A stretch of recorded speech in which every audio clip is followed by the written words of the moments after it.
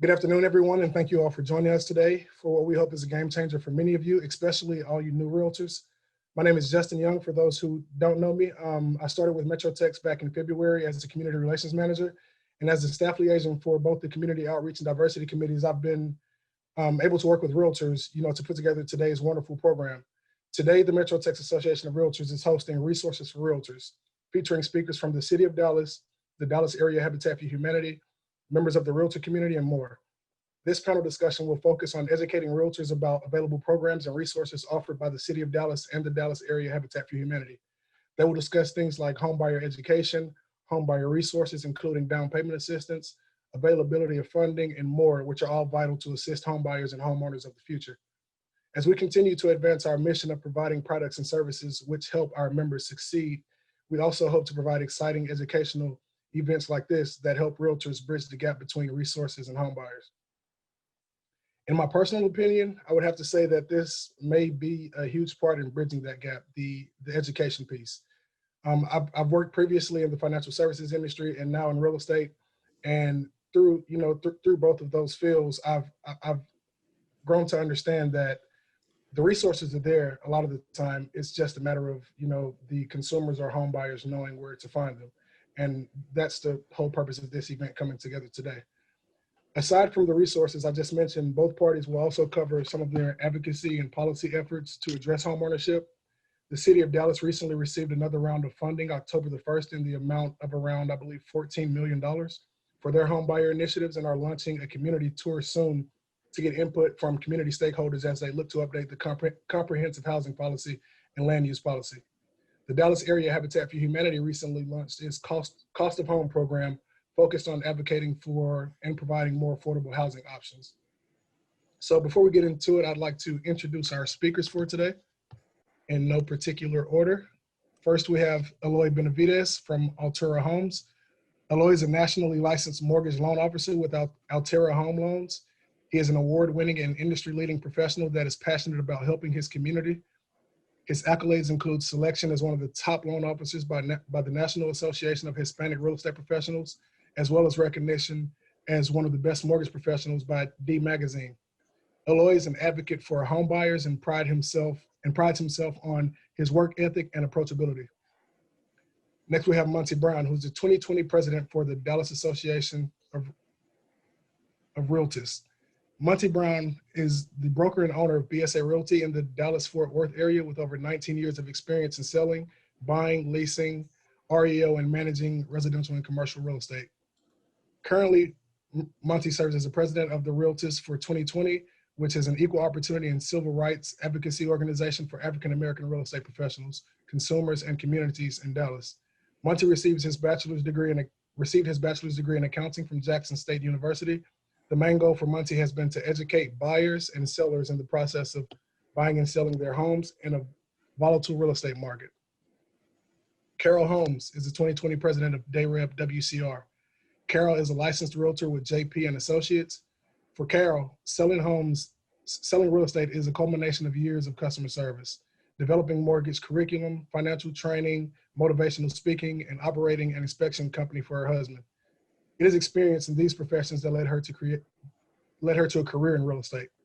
Carol serves as the 2020-2021 president of the Women's Council of Dallas Association of Real Estate Brokers. She also serves on the board of directors for the National Association of Real Estate Brokers, NAREP Dallas chapter. Since the fall of 2019, Carol has served as an adjunct professor for the Dallas College and is on the North Lake College Workforce, Business, and Technology Advisory Board. She and her husband, Charles, have been married for 38 years and have 2 children and 6 grandchildren. Next is Reese Collins, City of Dallas Area Redevelopment Manager. A native Dallasite, Reese earned his bachelor's in business management and a BS in commercial real estate at the University of St. Thomas in Minnesota. Reese currently works at the City of Dallas as a redevelopment manager, overseeing home buyer assistance and development projects throughout the city. Prior to the City of Dallas, Reese worked at the Dallas Area Habitat for Humanity, creating pragmatic change. After guiding families through the home buying process and managing a Brush with Kindness program, Reese served as the director for community relations. In this role, Reese empowered residents to have a hand in reviving the neighborhoods and increasing the quality of life. Reese and wife Madeline have 2 daughters. Next, there's Blaine Coward, the Senior Director of Homeowner Services at the Dallas Area Habitat for Humanity. Blaine is a passionate advocate of advancing financial empowerment and affordable housing across North Texas. Since joining Dallas Habitat in 2011 as an AmeriCorps member, Blaine has held a variety of roles on the homeowner service team. During her tenure, Blaine's efforts have notably led to expansion of the Homeownership Center, now a HUD-certified housing counseling agency serving thousands of first-time home buyers annually. Most recently, she implemented the Dallas Habitat's digital initiatives, greatly expanding access to financial education, both in Dallas and on a national level. In her current role, Blaine leads Dallas Habitat's homeownership counseling, education, and first-time homebuyer programs. And then there's Laura Cano, Realtor and NAREP Dallas Government Affairs Director. Laura is a JP and Associates Realtor licensed with over 16 years. She's been a longtime resident of Oak Cliff, has enjoyed seeing the growth and diversity in Dallas, the best Southwest area and surrounding cities firsthand. She believes in using her platform for the betterment of neighborhoods and communities she serves by teaching younger generations the importance of home ownership, sustainability, and creating generational wealth by means of real estate. Born in one of the smallest towns in Poza Rica, Veracruz, the love for her city remains deeply rooted in her heart, which is why she takes great pride in authentic leadership. Laura currently serves as the local government affairs director at NAREP Dallas and is an active member with the Dallas Area Habitat for Humanity for over 3 years now. So yeah, great to have all of our panelists with us today. They have a wealth of information to share with you all. And with that being said, and the introductions, I'd like to turn it over to Reese Collins with the City of Dallas to update you all on some of the programs that they're offering. Thank you, Justin. I appreciate that. Also want to say thank you for having us and allow us to do this, and also to MetroTex. We definitely appreciate that because without everyone here, we cannot move this money. So we hope to make sure everyone's aware, and we definitely encourage you guys to reach out to us so we can provide information. So I'm gonna talk about a few programs and then pass it back to Justin and to the rest of the panel so that you guys can be aware of the resources that we have for you guys. The first thing I do want to touch on that Justin also brought up is the For Dallas push that they're talking about. And essentially what it is that they're trying to include citizens and people within the community to actually have an input on change. We all know land is finite. It's not going to run out. I'm sorry, we know it's going to run out at some point in time. So we're trying to control that and be prepared for what is the best thing so that we can have mixed income and impactful communities. So what's going to be coming up shortly are tours in different places for everyone to give their input so that we can take the next steps progressively. What's also unique with that is what's happening in the housing department. If you're not aware, the housing department has what is called the Housing Policy Task Force. The Housing Policy Task Force is essentially a voice for us to go to industry experts like yourself to help us formulate these programs and have true policy change. What that does is that correlates to what we as a housing department use as our comprehensive housing policy. Now that's a lot kind of going on there, but the main objective to that is that the housing policy is like our rule book. And we have to show that this is the steps that we're taking to move forward. We also understand that the market is changing consistently. And the fact that we're working within the city, we're not boots on the ground like you guys are. So our goal by having the task force as well as having the policy is to constantly update this to have this true impact and change throughout the community so everybody has an opportunity to gain home ownership. The other piece that I want to get into is the biggest program that we're pushing today is our down payment assistance program. And our down payment assistance program is very, very unique. There's about 3 different pieces of there. We have programs that can provide up to $40,000 in down payment assistance towards closing costs, principal buy down, things like that. We also have what we call a home buyer incentive program that are for those who are just over that low to moderate income level into that mid level, who are typically looking at teachers, police and fire, librarians, medical professionals who are just over that threshold who can qualify for down payment assistance. What's unique about that is that it's up to $45,000 that they can receive. Now, each person's situation is unique, as we all know, and it's based off a lot of different factors like your debt to income, but these resources are available. And like Justin alluded to earlier, every October 1st, we get a allotment of funds from the government that we're required to continue to move out consistently. And as you know, with COVID and all these different things coming about, we've hit some bumps in there. And we're trying to make sure people are aware that this money is still available. And if there are changes in the market, we need to hear that from you guys so we can have that greater impact. What's also unique about that is being aware of what that pricing is. And if you're not aware, what we go by is the area median income that HUD outlines every year. And I know Justin will send an email out later that outlines what those costs are, but essentially there's different thresholds. If you're going through the typical buyer that goes through the government funding, you're making between 60 and 80% of the area median income. And that looks like a family of four making between $51,000 and $69,000. Now, like we just said before, this is why we created an incentive program that we're now pushing, because we know that a lot of professionals that come out into the workforce are making just above that. Someone who's making $69,500 or $70,000 would not qualify for that program. So by having this incentive program that outlines people from 81% up to 120 of the AMI, pretty much says that a family making $70,000 up to $104,000 can still qualify for up to $45,000 in resources. What this does is it basically helps us to push mixed income communities so that we can serve more people and really have huge change and not have these isolations and pockets of communities. The other piece is that we also have what most people refer to as our NOFA, which is the Notice of Funding Availability. It is very common for realtors and lenders to come to us saying, look, I just want to go build and then get a buyer. I don't want to just find a buyer. We have those opportunities available for you. We have a standing application that currently has over $30 million available for it, where a person can come to us and say, look, I want to build a minimum of 5 houses, and I need help building that because the gap is in there. Construction costs are high, lumber's tough. I need help with this. Hey, I don't really have curbs over here, and that's hurting my drainage. It's not desirable for my buyer. Can you help me? The answer is yes, and we have different opportunities for that to take place. The last piece, which most people are fully aware of, is our land bank and our land transfer program. Our land bank and land transfer program is essentially a way for the city of Dallas to take land back that hasn't been maintained or property tax has been paid on for multiple years. They're in various locations throughout the city of Dallas, and we put them out for sale. And if they don't move, we can sell them at discounted rates so that people can acquire them for such discounted rate as low as $1,000. I've seen some as low as $500. The only stipulation is that you're guaranteeing that you're going to build a house and you're going to meet a certain threshold of a buyer after you complete that. And you're given an allotment of time, and we work with you on that. But we try to create these different opportunities so that we can create these mixed income communities.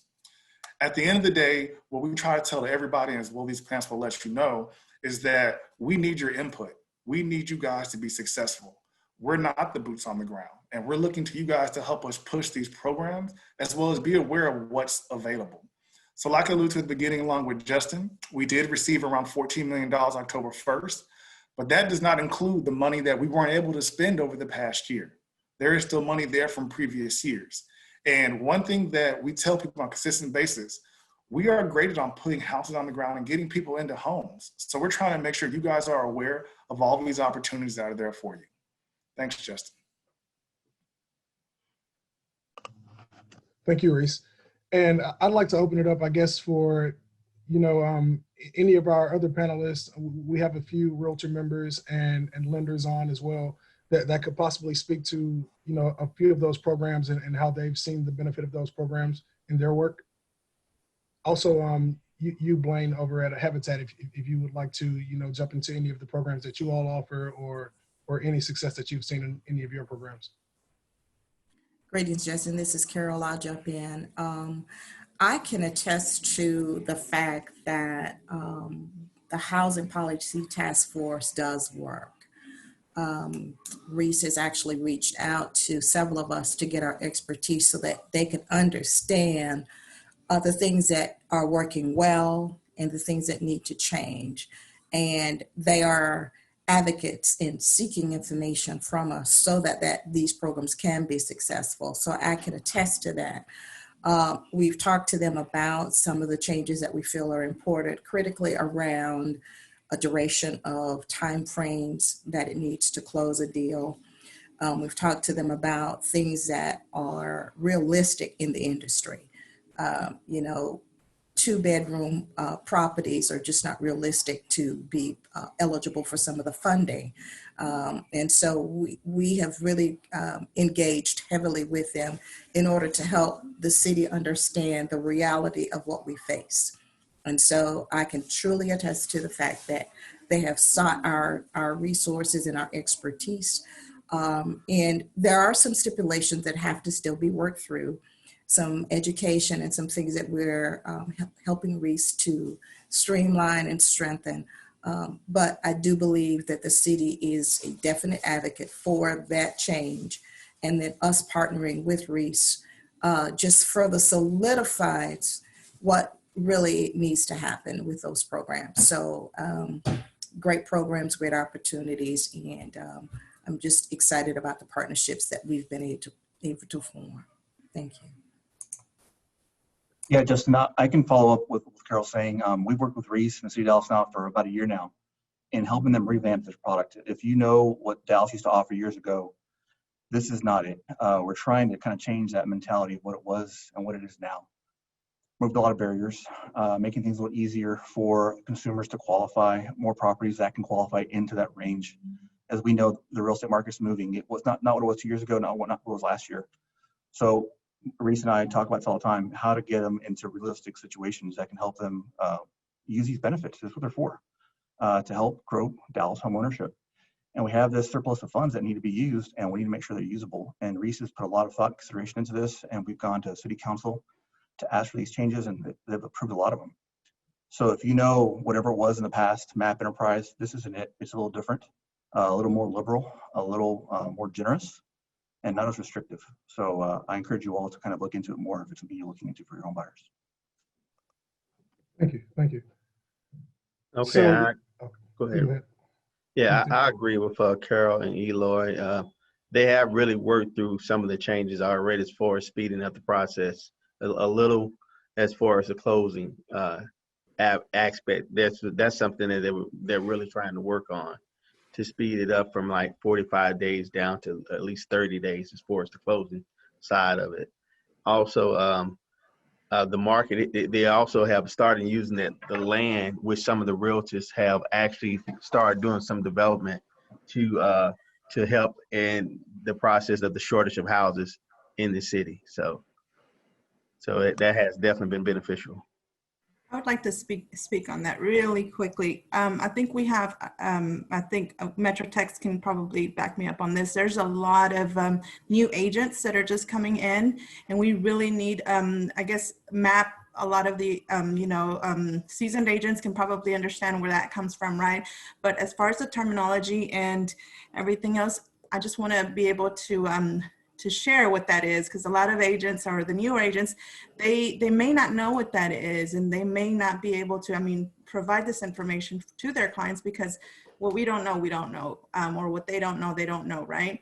So there is a lot of resources out there, but I think the lack of education, and here's, someone speaking on that, the lack of education comes from not having access to what the definition of, say, for example, MAP, say, for example, you just said MAP, and that brought me back to years ago, wow, back in 2009, 2010, but there's a lot of newer agents that we have to be able to give them access to this information as well. And although we are boots on the ground, that we have to be able to provide them this information, because there's just coming in, coming out, leaving the industry and coming in, and then there's a lot of agents that need access to that.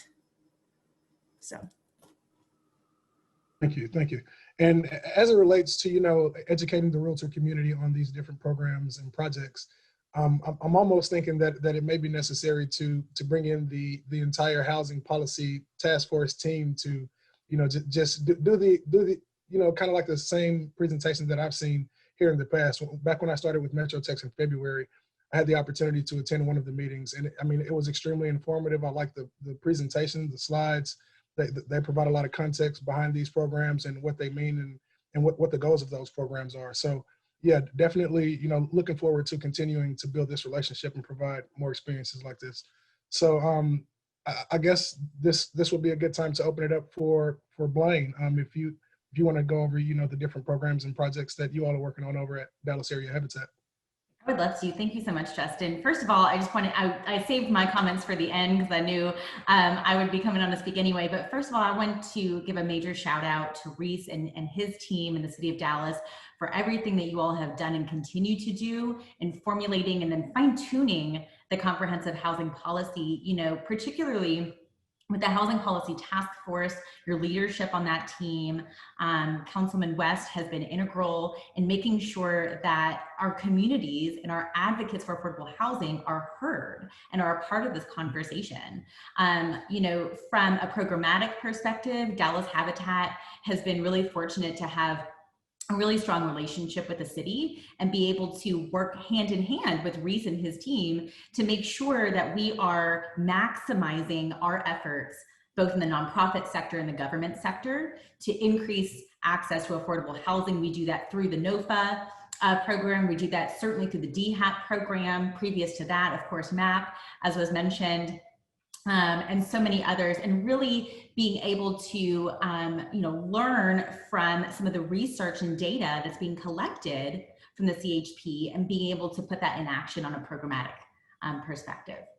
So with that said, good afternoon. As Justin mentioned, my name is Blaine Cowart. I'm with Dallas Area Habitat for Humanity. And you know, if you know anything about Dallas Habitat or Habitat for Humanity in general, you probably are familiar with our home construction program. Most people know that Dallas Habitat builds homes. They may not understand who qualifies for those homes or who those programs and services benefit. So what I'm going to do, I'm going to share my screen real quick with y'all. So bear with me for just a moment.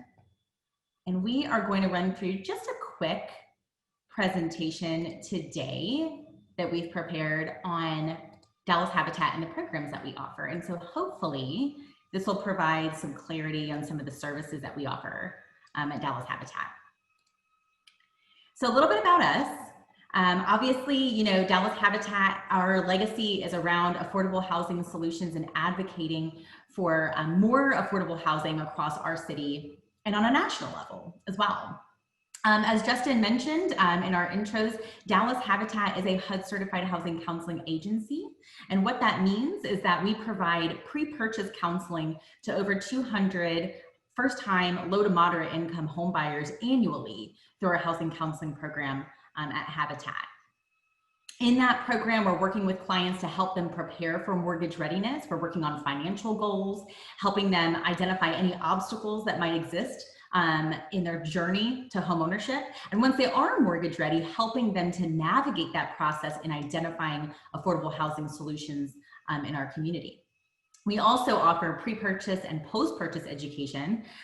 We just wrapped our fiscal year not too long ago. In our last fiscal year, we had over 5,000 course completions. We'll talk about our education more in detail in just a moment, but just know the education that we do at Dallas Habitat is not exclusively designed or available to people who are participating in our programs. This education is actually a resource that's open to anyone, anywhere, at no cost. In addition, we have many different types of referral networks that are really designed to be a supplement to the services that we provide our first-time home buyers. Once mortgage-ready buyers are ready to shop the market, they need to build their home buying team. And you know, the truth of the matter is, Dallas Habitat, we work very hard to establish a rapport with our first-time buyers, a trust and a healthy relationship. And any partner that they're going to utilize that is a member of one of our referral networks is seen as an extension of our program. So it's really critical to us that we have vetted and trusted networks of realtors, loan officers, down payment assistance programs like DHAP and others who are able and willing to jump in and do the hard work of helping our low to moderate income first-time buyers achieve home ownership. Additionally, of course, we all know Dallas Habitat provides affordable home inventory. What many don't know is that we have different types of home inventory available for different types of buyers. At a high level, we have two different kinds of home inventory. The first is our market rate inventory. When we say market rate, we mean that this inventory is actually built by subcontractors through a sub-affiliate of Dallas Habitat called Dallas Neighborhood Alliance, or what we call DNA. Home builders. DNA homes, as we'll talk to shortly in the presentation, are available to buyers on the open market. There are criteria in place that buyers have to meet. Reese mentioned the AMI restrictions that the city has for DHAP and other programs. DNA homes do have a income restriction as well, AMI restriction as well of 120% or below. So many of these buyers that Reese mentioned in the sub-program of down payment assistance for teachers and first responders who are between 80% and 120 and may also be seeking out affordable home inventory, this could be a great opportunity for them. And then of course we have our traditional habitat homeownership program, meaning the homes that are built in the support of volunteers from our communities that come in out and help swing a hammer and build a habitat home alongside our team. And those homes are financed by Dallas Habitat directly. Homeowners come through our program and we help navigate that process for them.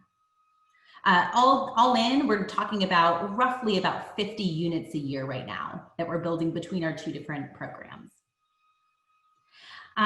So we talked about us being a HUD certified housing counseling agency, a little bit about what that means for all of you realtors who may be working with buyers who could really benefit from some of these services that Habitat provides.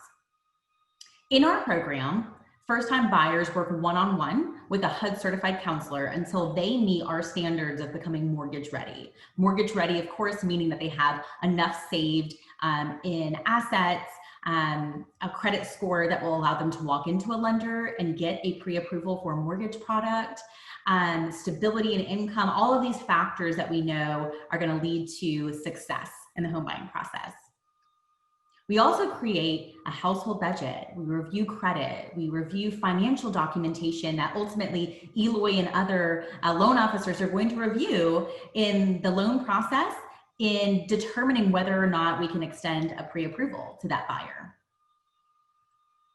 Once clients become mortgage ready, however long that takes them, they're referred to our preferred partners. So they're referred to our list of preferred realtors, preferred loan officers, and our preferred DPA programs as well.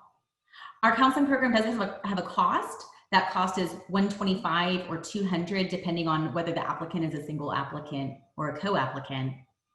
And clients may actually pre-screen themselves for this program on our website, dallasareahabitat.org. I'll quickly run through our homebuyer education and our homeowner education. As I mentioned, all of the education that Dallas Habitat provides is open to the general public. As a HUD certified housing counseling agency, of course, we provide the HUD certified 8-hour homebuyer education course that meets DHAP requirements and other DPA program requirements.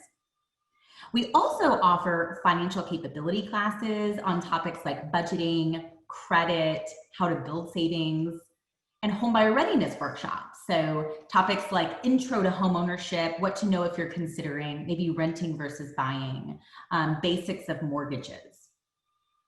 And uniquely, we also offer post-purchase classes for existing homeowners as we dig into topics like legal affairs for homeowners, property taxes, homestead exemption, all of these very important topics that are really important sources of continuing education for homeowners.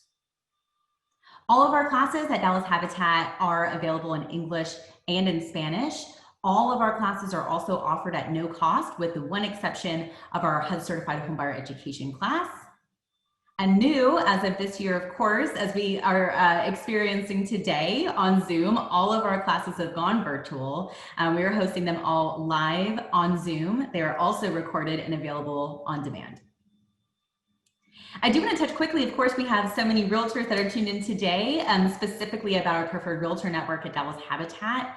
Here's the truth. We know that when our clients do better as home ownership advocates, we all do better. So at Dallas Habitat, one of the benefits of being a member of our preferred realtor network is, knowing that Dallas Habitat is here to be able to help you and help your buyers who may not be mortgage ready today through personalized counseling and educational services. Truthfully, y'all, there's a lot of work that goes into becoming ready to buy a home. We know this. Dallas Habitat, this is what we specialize in. We have a team dedicated to this. We would say, let us help you. Let us help your buyers in doing that hard work. Also, members of our Preferred Realtor Network, of course, receive these referrals. They're featured on our list of preferred realtors, and they receive referrals of mortgage-ready buyers who have come through our program and who are well-educated and equipped for success as a homeowner. And lastly, we would say, you know, one of the major benefits of joining this network is to expand your reach, particularly if you are a new agent. You're, of course, featured as a preferred agent on our list that we provide our buyers, but we also extend the opportunity to participate in workshops that we host several times a month and engage with hundreds of buyers annually through education. And so we have many dedicated preferred realtors, one of whom is with us here today, who we're going to introduce shortly, who have spent hours annually coming and giving their talent, their expertise, their time in really empowering communities that we serve and educating them on the home buying process. So quickly on how referrals work, we get a lot of questions from realtors about, okay, this is great. I think I understand your program. I want to send somebody. How do I know if they're going to be a good candidate for a referral? So you might consider referring clients to us, to Dallas Habitat, who require support for becoming mortgage ready. So if you have buyers that you're working with that have limited purchase power, perhaps because they need to reduce debt, they need to maybe improve credit history and or score, build their savings, maybe they don't have enough job stability. All of these things are opportunities for HUD certified counselors like Dallas Habitat's team to be able to work one-on-one with clients and help them become ready. Also, the reality is, first-time buyer or not, most home buyers that are out in the marketplace, the majority of home buyers these days can benefit from some sort of home buyer or homeowner education. And so we would say at minimum, please, you know, keep us in mind as you're working with buyers who might be able to benefit from a comprehensive class or even a more topical class on some of what I mentioned earlier. We're here to support in that way. And of course, affordable housing inventory. This is one of the things that Dallas Habitat specializes in. We'll talk a little bit more in detail momentarily about some of the criteria for the inventory that we have available. But our niche is low to moderate income, first-time home buyers, and affordable housing inventory. And what that means, as defined by Dallas Habitat, is at or under 120% of the area median income. And that's determined by HUD annually. Also know, in terms of referrals, that this is a mutually beneficial relationship. And so Dallas Habitat needs our partners, not just for partners to be able to refer clients to us, but vice versa as well. So remember, you know, Dallas Habitat, when we're referring to our buyers, we're referring buyers who are financially stable and mortgage ready. These buyers have the ability to at least be pre-qualified for one loan product, but ideally multiple loan products to be able to shop their options. And buyers who are interested in shopping the open market, meaning not necessarily buying a Habitat home, even if they qualify for our home. As we know, home buying is a very personalized process, and they might find that it's better for them, more favorable for them to shop the open market. So now, without further ado, I want to introduce one of our preferred realtors, Laura Cano. Laura has been volunteering and giving back with Dallas Habitat since 2016. She also is the Government Affairs Director for NAHREP Dallas. Laura, welcome. Hey, hi everyone. So we are going to go over some frequently asked questions.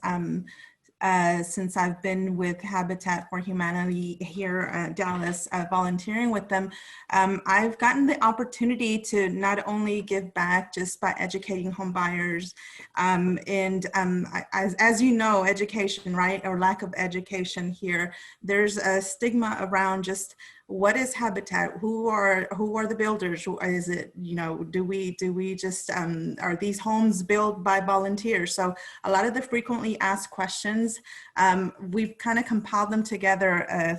Thank you, Blaine, for doing that for us here. So we put them together, and one of the questions here, do you have them pulled up here? Are the homes that Habitat or DNA build available to the general public? So the answer is yes. We've recently listed 10 homes in West Dallas All of them are under contract, but there are some homes getting ready to be listed here soon. So yes, those homes are available and they're pre-approved buyers, third-party financing. Buyers must meet or be at below the 120% AMI. All of those homes are listed in MLS. So what that means is they can bring their own lender. So that's always a question that comes about. Do they have to go through Habitat financing? No, they can bring their own lender. You can go through your own lender partner. You can bring them pre-qualified. I mean, whatever's best for your client. So that's one of the questions that is frequently asked. So yes, please there's a couple of guidelines that they do have to meet. And I'm happy to share those with you outside of this call and just share those. I think it's 3 different processes, just steps. W-2s are one. Was that one? W-2s, their income, and also I need to find out what the current status of their household size is. So that's going to be reviewed, but it's a very simple process that they need to go through, but these homes are available to the general public. That's one of the questions. The other, where does DNA build and what is the price point? So this fall, there's going to be about 11 new homes in West Dallas and Joppa coming soon in the MLS. So if you're not familiar with that area, that's Oak Cliff, Joppa, J-O-P-P-A. For 45, yeah, yes, and 45 and what did we say? For 40, yes, Loop 12. So those price ranges, there's not a set price range yet, but about 165 to 195 and 215 to 250 in West Dallas. So if you're familiar with that West Dallas, so that's a phenomenal price range. I mean, that's a great price range, right? The prices that we had, the West Dallas homes, we had those at 218 to 220. And so those homes are going to be listed here coming soon. They haven't broken ground yet. So I can definitely stay in contact with you guys and give you additional information as it comes. So the next question is, are these DNA homes built by volunteers? We get that so often that I think it scares some agents away from bringing their buyers. You know, you see a home listed and you see the seller, Dallas Habitat for Humanity, and I guess the information that you give your buyers, just know these are homes that are, you know, built by volunteers. Maybe you have in your mind that it's not a well-built home. I don't know what that is, that stigma in your mind, right? These are well-built homes. These are unlike, I mean, not that the other homes are not, but these, unlike traditional Habitat homes, DNA homes are constructed exclusively by subcontractors. Buyers do not volunteer, or they don't have to provide sweat equity to buy DNA homes. Buyers may also select finish outs and receive a standard new construction warranty like any other home. But these are just to give you an idea of what other agents are, the feedback that other agents are giving me, the questions, the doubts that they're giving me in regards to these homes that are being put out on MLS. So that's a question. That's another question. The next question is, if I'm interested in becoming a preferred realtor, what's my next step? That's super easy, I promise you. And I encourage you to do so. Please contact Blaine. There's so much need out there. There's so much need. It's just the education. We must really use our platform to educate these home buyers constantly. Just continue to educate the home buyers, not just about the home buying process, but also the programs that are out there, the programs that they have access to, not just within Habitat for Humanity, but also with the city of Dallas. So just contacting Blaine and just offering our time, using our platform.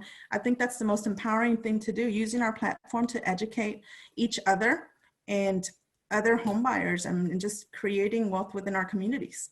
So another question is, how can I refer clients to Dallas Habitat for education or counseling needs? So right now, super easy again, you can virtually introduce your clients to our team. Homeowner support at dallas/habitatforhumanity.org. So I cannot just say enough good things about Blaine, Dallas Habitat for Humanity. I mean, they have just a process that these buyers go through once your buyers go through the program, they are very well equipped, mortgage ready. They know the entire process. If you send your buyers to them, they've already gone through the entire process. So I highly encourage you to go out, learn more about Dallas Habitat for Humanity, and reach out to Blaine. She'll get you taken care of, and she'll definitely get your buyers taken care of too. Laura, thank you so much for joining us and for everything that you've shared. Yes, of course. And if you have any other questions in regards to the upcoming homes, please let me know. Shoot me a message. I'll put my information here in the chat box, and I will get you as much information as I possibly can, I promise. And thank both of you ladies for providing all of this great information from the Habitat.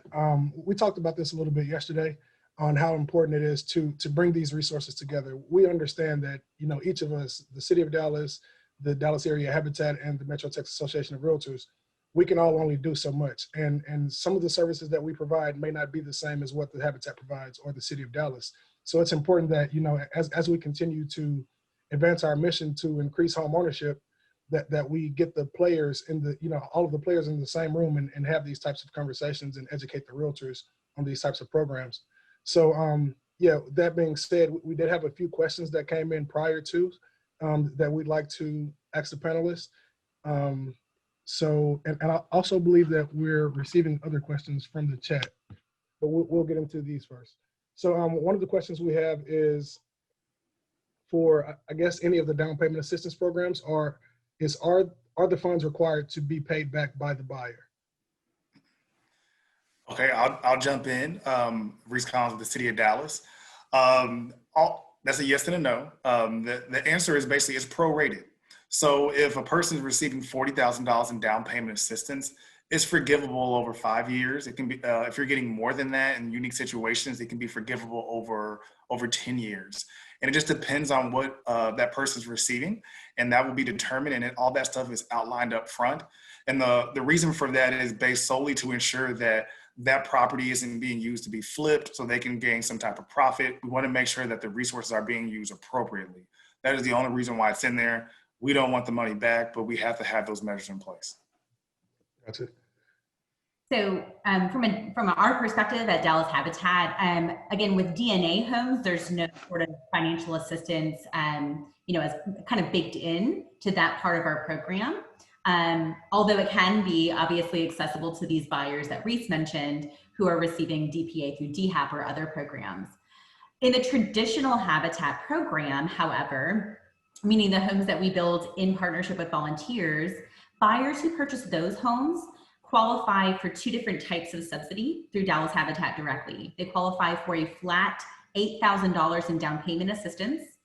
And in addition to that, they qualify for a affordability subsidy in terms of the interest rate. We actually finance these homes at 0% interest, okay? So those two subsidies together are captured in the form of a second lien that is prorated over the first 10 years. So that falls off 10% over the first 10 years. After 10 years, it's completely forgivable, okay? So that is kind of how that assistance works for those homes that we're building, excuse me. Perfect. And another thing that was important today was to get you all in front of everyone, you know, because of the typical perspective, whenever anyone thinks of Habitat is the build. They think that for the most part, all the Habitat does is build volunteer homes. And, you know, it's important that we let them know all the things that you all offer. So yeah, excited to have you again today. So one of the other questions is, are second liens involved if a buyer qualifies for the program? And if so, how long is the second lien attached to the property? Great question. For the city aspect, there is, but it will roll off. It's the same terms as what you have for the affordability periods. The second lien is in place until those prorated pieces have rolled off. Once that's gone, then you're able to move forward accordingly.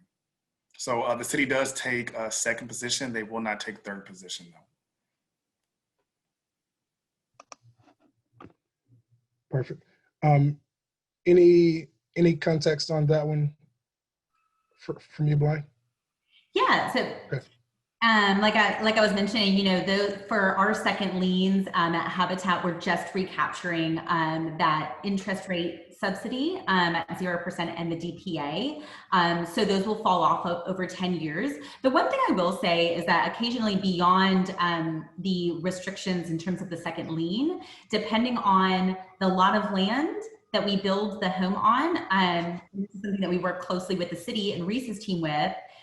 If the lot that we built the home on was acquired through, for instance, a land bank, for instance, if it was a NOFA lot, there may be additional restrictions in place that the city has instituted to ensure long-term affordability for that property, right? And so with our home buyers, we're looking at it not just from the second lien perspective, but also if there may be additional deed restrictions in place.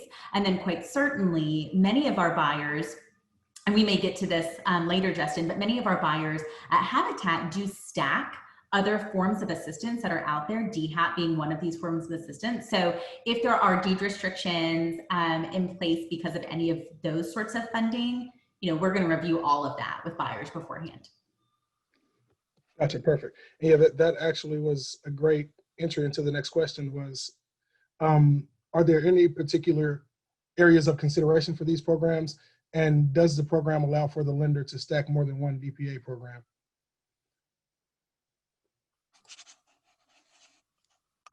Sorry, mute, right? So I'm actually going to pass some of this over to some of our panelists, but that's part of what we're looking for feedback from you guys as realtors. So in talking with Carol, Eloy, Monty, Laura, what we have learned is that people are all over the place. So when you look at the incentive program, when we're targeting police, fire, teachers, they don't necessarily have to work in the city of Dallas. They just have to live. So you'll see people who are teaching in Mesquite, working in Mesquite, buying in the city of Dallas. So I actually want to kind of pass it on to Eloy and Monty, just kind of talk about that piece, because we were trying to expand this so that it's actually easier for people to use this program and it's not so stuck in a box, so to say. Yeah, from my experience in the past, the other DPA programs, all the what we call HFA, Housing Finance Associations, what we call TSHAC, TDHCA, SETH, they have historically allowed a third lien position behind the city's program.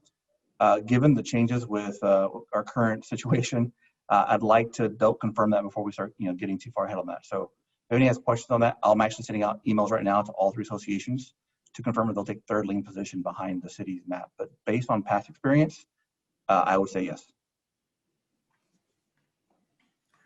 And for me, I'm pretty much open. I'm seeing that it's kind of open for, I guess, professionals to live in the city, especially since they're preferred areas. They want to live in the city of Dallas, and they can benefit using the funds. So I do see that happening. That's a big change. And the benefit of that change is the expanded income potential to draw in folks that want to live in the city of Dallas and still not be priced out. Because often you run into when you are dealing with clients is that they may make the money, but they still may say, well, I want some sort of assistance or some sort of help with some of the closing costs or some of the down payment. Just because I make X number of dollars doesn't still mean that I necessarily have it set aside. So this helps not price them out of being able to still get some of that assistance. And then I think it's a great way to give back to people who are giving to us. The way that our world is wired right now, the things that we're going through, we call those folks essential workers and first responders. So I believe this is just a really wonderful, great way to give back to them and help them be successful as they have helped us survive the things that we've been going through here in our country. I could not agree more with that, Ms. Carroll. And, I would say this is exactly the same population that Dallas Habitat's affiliate DNA, Dallas Neighborhood Alliance, is aiming to serve. We often refer to this population as the missing middle. right? Meaning, you know, if you're over 80%, generally speaking, like Reese mentioned, you're going to overqualify for DPA programs. Generally speaking, you're going to overqualify for programs like Habitat's traditional home buying program. But we know that the city of Dallas still faces a huge affordable housing shortage. Also, we know that our buyers in this demographic tend to be locked out of credit access and access to opportunity when it comes to the financial aspect of the transaction of homeownership.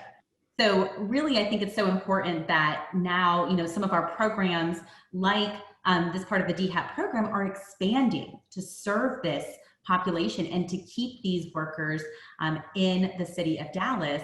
And the next step beyond that, beyond you know, qualifying for that amazing assistance, is then finding inventory for which you can qualify. And so I think, you know, partnerships and alliances like Dallas Habitat and the city have allow us to be able to bridge some of these gaps for buyers who really want to stay in the city and who we want to stay in the city. I agree, especially with rising property taxes. We should be available to give that option. I mean, it only makes sense to be able to provide that option within the city of Dallas. So yes. You know, one more thing I wanted to add that I don't think people take advantage a lot of with regards to the city of Dallas is their land bank or their NOFA. When Reese was going through and just talking about the additional products, you know, like you said, Blaine and Lotta, we are suffering a shortage. And sometimes when there's a shortage, you know, we have to think out of the box and what are some ways that we can create and make the difference. And so these programs are also some additional ways that if it is in your DNA or it's in a wish list or your bucket list or something that you wanted to do at some point to be a developer, there's some of those opportunities as well. So that if you desire that approach, you can help make up some of the shortages that we've been describing in our inventory. So notice of funding availability and the land banks or some other opportunities that individuals could take advantage of if you're interested in ever being a builder. Thank you. Did we have anything else from the panelists? I do. I just have one last thing for you. Just piggybacking off what everybody else is saying is that there are a lot of different resources out there. And I've explained this to multiple people on here as well. As being in the housing department, we consistently need your feedback so we can make this better on a regular basis. It really does take you guys to make this a true impact in our city. And if you haven't experienced a council meeting, there are regular times where council doesn't want to listen to us. They want to hear from the industry experts who's in the field, because what you're seeing is totally different from what we're seeing. So we try to keep this open mind so that if you're seeing these changes in the market, my job is to go back and to try to get those things changed so you can utilize these funds. So we just hope to keep this open line of communication. Sure. And I had a couple questions for you all, I guess, here. So Blaine, I had a question from one of the attendees on whether or not the presentation you provided would be available for disbursement. That's a great question. I am happy to share that presentation with you, Justin, and then feel free to send that out to our attendees today. And if you have any questions about any of what we covered earlier in the presentation or about our programs, my personal email is included at the end of the presentation. You're welcome to reach out to me directly. Perfect. And I'm sorry, go ahead. I'm sorry, I just have one more thing. So I wanted to share that just to kind of piggyback off of what Ms. Holmes was saying, that in regards to making this accessible and just educating our clients and all of the programs that the city of Dallas has, you know, with the rising property taxes, I didn't speak too much on that, but and the development that we all know that's going on here within Dallas and all the gentrification and everything else, it's really affecting the homeowners, of course, that have been in their homes, you know, 20 plus years. So I think the importance of us and using our platform, and I've have to continue to say that over and over again, because using our platform and being able to just push these products and push these resources out to not just the home buyers, but just within each other and within our realtor community, so that we are able to provide other options for the homeowners that have been affected by the rising property taxes and the development within the city that are being pushed out of their homes is super, super important. So I just wanted to share that as my last. Thank you. Thank you. Thank you. And as Reese recently, talked about here a second ago, is needing to hear from the realtor community, needing to hear from the subject matter experts and the professionals. So yeah, that provides, like the perfect transition back into the next subject. So we'll transition here right now into the second part of the panel, where we will have Reese and Blaine touch a little bit about their advocacy and policy efforts. I know that there's been some changes with the comprehensive housing policy over at the City of Dallas. And the Habitat for Humanity recently launched their Cost of Home Affordable Housing Advocacy Program, which I mentioned earlier. So just wanted to provide a little time for these individuals to talk about those programs. So, here with Election Day quickly approaching, I wanted to ask before we get started, are there any ballot items that specifically address local housing issues that you would like to remind attendees to keep in mind as they go to the polls? I don't have anything specific. I just know that the biggest piece that we're pushing is just that we believe in mixed income communities, that there should be a healthy mix of that so that we can promote these extensive neighborhoods. And that's the ultimate goal that we're constantly looking for. Blaine? Yeah, I would add, I think right now, this year has really exacerbated a lot of, issues for the population who is most likely to take advantage of affordable housing, right? When we think about our low to moderate income families, disproportionately affected by the effects of COVID-19. And I think, one of the most important things we can do right now is advocate for additional funding to support families who have lost their jobs, families who are potentially on the precipice of housing crisis, of evictions, of foreclosures when these moratoriums expire at the end of the year. And so we would say, contact your council people, contact your Congress people, contact those who represent you and use your voice to let them know that, we recognize that housing affordability is a complex issue, very closely related to income inequality, very closely related to many other aspects that affect families. And so I think we can stand up and use our voice in that way. And additionally, we've seen some changes here recently in 2020 that I think are alarming for those of us who are, truly advocating for affordable housing in our community. One of which was the rescinding of the affirmatively furthering fair housing rule. And as a affordable housing champion and as a HUD certified agency, Dallas Habitat very firmly believes that affirmatively furthering fair housing in all of our communities is essential to preserving affordable housing units and increasing supply in those units. And so these are examples by which, we can know that, we have a voice. We should use that voice and know that policy changes are happening whether or not we are choosing to be involved in these conversations. So, and you can start by today. I will tell you, I voted this morning and the line was long. So be proactive, get out there, cast your ballot, make your voice heard. Thank you. Thank you. Justin, can I add one thing in there? Yes, sir. Yes, sir. Go ahead. So just one thing, just to remind people, because everyone's not always aware of what is included in policy. Policy can be not just, what our goal is. It can also mean our rule book. So one thing that other panelists, Carol and Monty, has talked to us about are the front end ratio.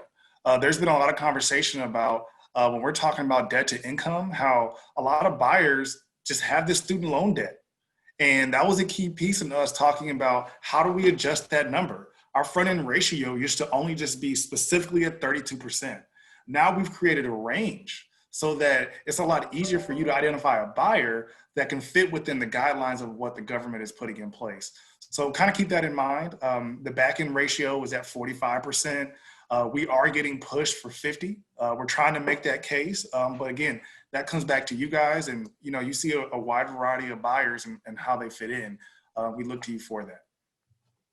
Yeah, and I would encourage anyone who wants to learn any more about the Housing Policy Task Force or any of those meetings that are held over in Reese's department to please reach out to Reese, and I'm pretty sure he can get you lined up. So yeah, a couple of things that we wanted to talk about as it related to advocacy is we talked a little bit about, the realtor community engaging the city of Dallas. And there's this, I believe, the roadmap tour for the Forward Dallas Land Use Program.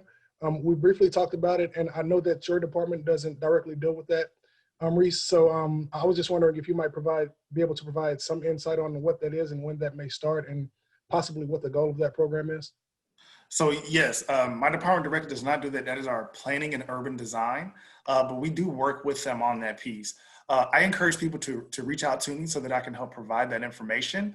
But think of it as what I was describing as our housing policy task force. It takes your input on out here to how do we improve these neighborhoods.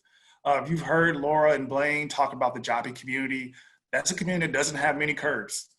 That's something that the housing department can actually help with. When we help and impact infrastructure so that there's proper drainage, these are different things that we can get into the mix to help push.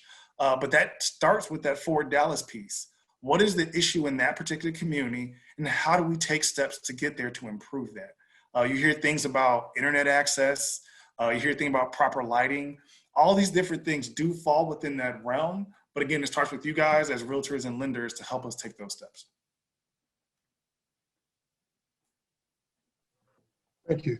And so your department doesn't directly deal with that, but I believe you have more of a handle on the comprehensive housing policy and some of those updates that have changed here recently. Could you give us, some of that? Yes, there are a lot of them. So I'll kind of hit on a few of them. Some people may have heard about community land trust, where you can kind of help with property taxes. You can also think about, there's also a targeted home repair program, which I think is really unique. It was just approved. Right now it's specifically for West Dallas and the 10th Street area, but they are trying to utilize that in partnership with not just the sale of homes, but new construction. I'm sure you guys have been in communities where you see that perfect house for your buyer, but they're not happy with how that house looks across the street or next door. This program is a way to guide us to say, hey, approach them to see if we can kind of do a facelift on there so that that person is more encouraged to come into that community. Because although that is something you guys can't control, that's something we can push from our end as the city of Dallas. And so that's one piece. My favorite one that's just been put in is definitely the home buyer incentive program.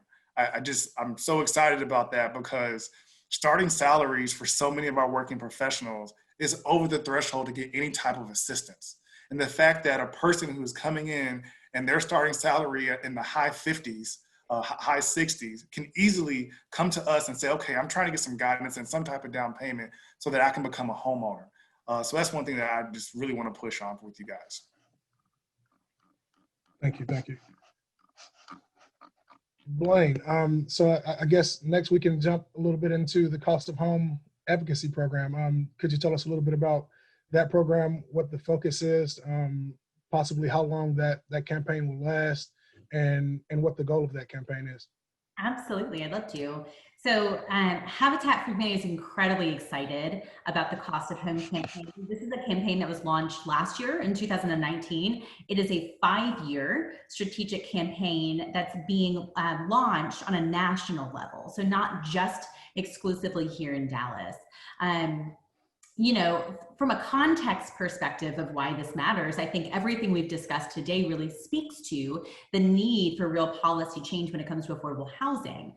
What we know at Dallas Habitat and Habitat for Humanity across the nation is that in order for housing to remain affordable for families, housing payments should be at or below 30% of families' monthly income. The reality is that the vast majority of families currently are cost burdened when it comes to housing. We know that 18 million individuals and families in the US prior to COVID-19 were cost burdened by housing, meaning they were spending more than 30% of their monthly income towards the cost of housing, whether rent or mortgage.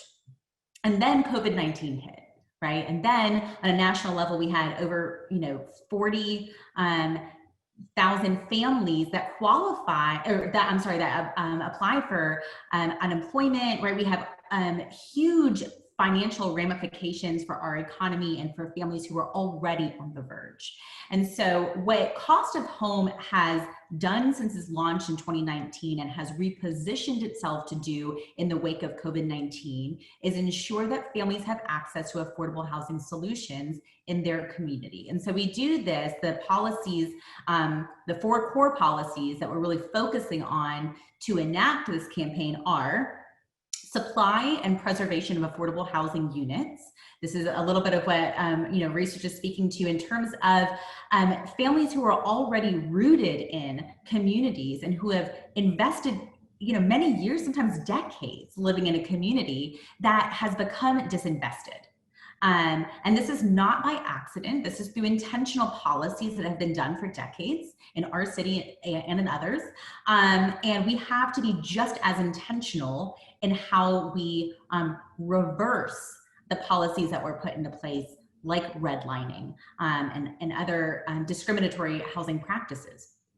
Access to credit is a second tenet of the Cost of Home campaign. Someone mentioned earlier in the discussion, right, about the importance of being able to extend opportunities. I think it was Reese who was talking about student loan debt, right? This is one example. Communities of color are disproportionately affected by mounting and insurmountable amounts of student loan debt and wages that are not keeping up with that. And so then what do we do about that? How do we work strategically with our financial institution partners, our lending partners, to ensure fair and equitable lending practices where we know in many regards discrimination is still in play? It is still adversely affecting communities who we're really looking to lift up. The third tenet of the Cost of Home campaign is land use. This is something that we share in common with the city of Dallas and their comprehensive housing policy. Land use meaning, incentives for more builders to be coming in and helping and walking alongside organizations like Dallas Habitat, like the Chodos that are building in Dallas, like others who are committed to increasing the supply of affordable housing in our community. How do we incentivize more of those builders to come into our community and work alongside us towards that goal? And then the fourth tenet of the Cost of Home campaign is creating communities of opportunity. And this doesn't just mean, increasing supply with new construction and new homes. It doesn't just mean preserving affordable units that already exist in the community, but it also means creating economically thriving and economically vibrant communities. And that is where real change, we believe, is going to happen, is bringing along the various stakeholders, families who are moving into the communities in which Dallas Habitat works and the city of Dallas has prioritized, want access to good paying jobs. They want access to good education for their children. They want access to good healthcare. What are we doing to make sure that we bring those stakeholders alongside us and are working to really create thriving communities in Dallas? So that's high level about the Cost of Home. Thank you, Blaine. Thank you. A ton of great information, and we look to be involved as much as possible throughout those advocacy efforts. So one of the things that we talked about a little bit earlier was the forward Dallas land use plan, but more specifically, so I just wanted to let the attendees know that I've had the opportunity to attend, like I said earlier, the comprehensive housing plan meetings, the task force meetings, and that there's a lot of great insight that is shared in those meetings. And I would encourage you all again to get involved as much as possible. So with that being said, we've covered the first portion of the session with resources and programs. I think we've gotten about as deep as we're going to go with the actual discussion of the advocacy and policy efforts.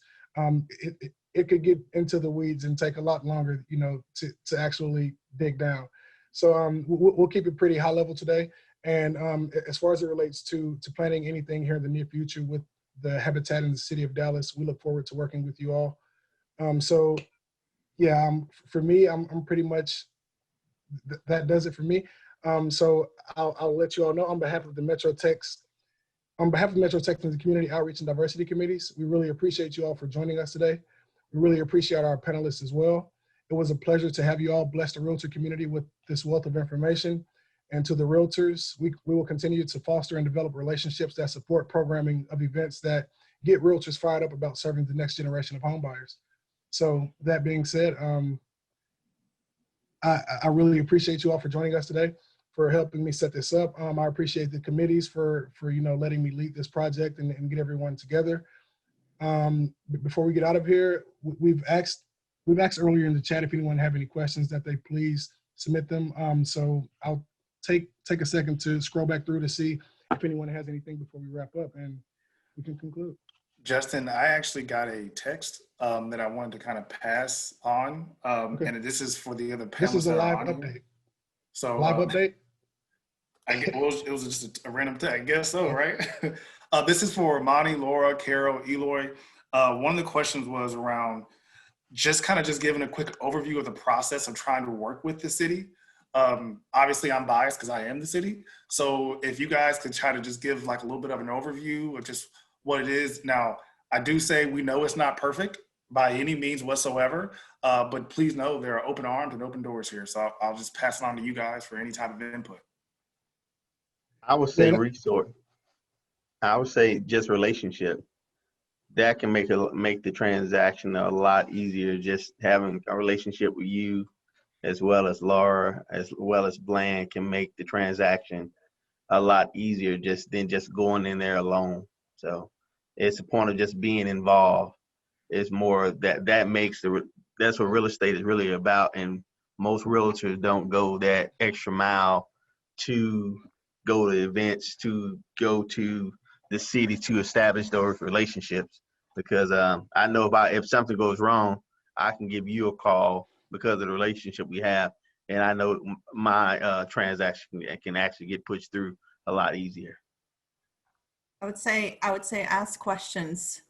Ask questions, make a seat at the table there, join the meetings and just, ask those questions and raise your hand, make your name be known. Just ask those questions that must be asked. So like Monty said, create those relationships, right now, unfortunately, due to COVID, but here we are, we have more access to, I've been at meetings where Reese was at and I didn't have access to him, but here I am in front of him and I can ask him a question face to face. So we have more access to people. And now I'm going to email him asking him more questions. So, that's the beauty of our technology right now, but definitely make your presence be known and ask those questions. So yes. For me, one of the things that I think you really want to make sure is that your lenders are connected into the city as well. As we were talking through some things in preparation for today, Reese happened to share that it was important for the lenders to be pre-approved and already signed up, but even if they were not, he can connect with them pretty quick and get them on that approval list so that they understand the process. And I think that's also a critical piece of it all, is that they're properly trained to understand the process and how things are to partner along the way. One of the caveats right now is the turn time of the deliverables with regards to the underwriting. And that we're not here to stick a fork in you, Reese, and call it done, but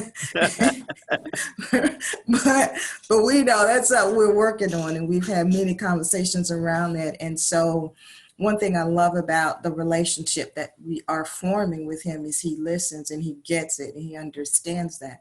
So that would be one of the challenges. But, as everyone has said, having somewhat of an inside scoop to someone is like, look, this is not working. Can you pull some strings? I don't mean strings, I mean strings. Can you help us out? Get this together so that this deal can go through. And so I do think that's a critical piece. One of the things to also keep in mind is when you are packaging your deals and writing your contracts, consult with everybody on preferred deliverables before you get into it. So you can kind of set those proper expectations along the way so that your buyers know, all parties know, and hopefully, sellers will be more apt to take an offer when they've been prepped and prepared up front what the expectations are. Eloy, is there anything you want to add from a lending perspective? There was a question earlier about the down payment assistance, if it can be used with unison with the other DPAs for the city of Dallas. And I just got back from one of them saying that they will allow it to be combined, but not as a third lien position. So your lenders need to know the difference between a second lien down payment and a gift.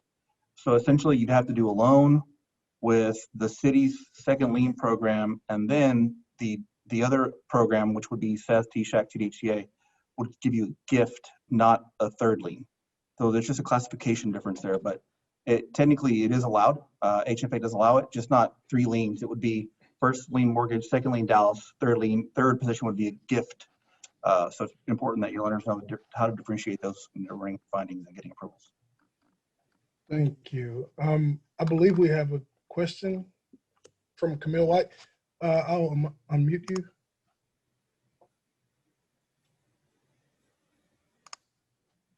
Oh, no, I didn't have a question, but I know that Mr. Petrie had his hand up earlier. He wanted to ask a question, but thank you guys for everything. The information was great.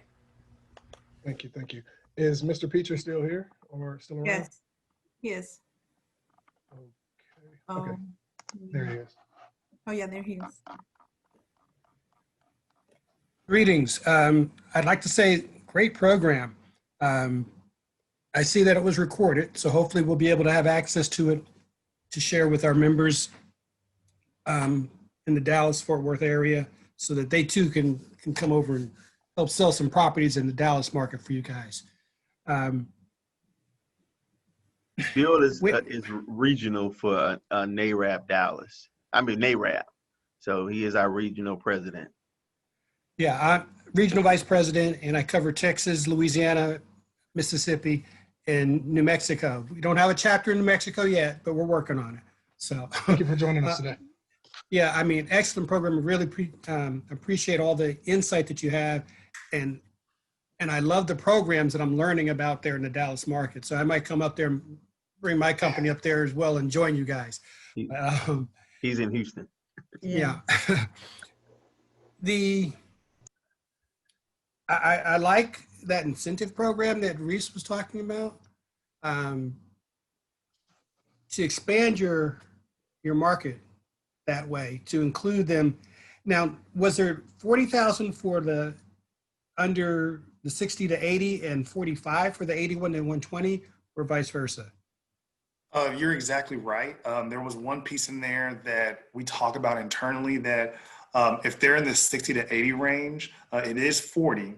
But if you're in a high opportunity area, which is basically a census tract with 20% or less poverty, you can get 60, because obviously that income level is so high and we're trying to make that a mixed income community. But yes, you're correct. Okay. And I didn't hear, and I don't know where you guys would have this fall into, but what about your opportunity zones there in Dallas?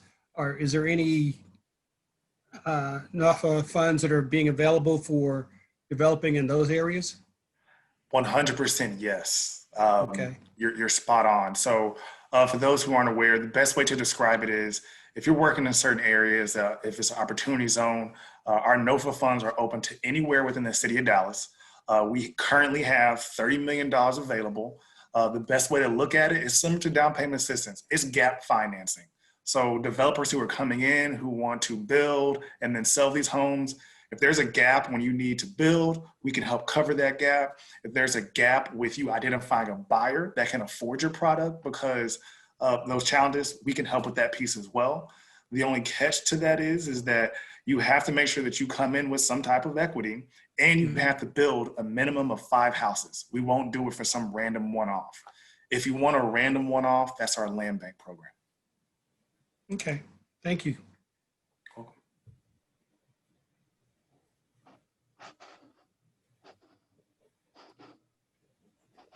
Well, thank you, Mr. Peacher. And yeah, that's one of those topics that I kind of referenced the city of Dallas for earlier. Whenever you get into the weeds of talking about the comprehensive housing policy and the opportunity zones and everything that's considered, that's one of those things that it may be more necessary to attend one of those housing policy task force meetings to get more information on. So yeah, if after we wrap this all up and we get everything squared away, this video will also be available to share and to view later. And I'll also go about making our panelists today and their information available to all attendees. So again, thank you all for joining us today. And we look forward to working with you all to, produce more content like this here in the near future. Thank you.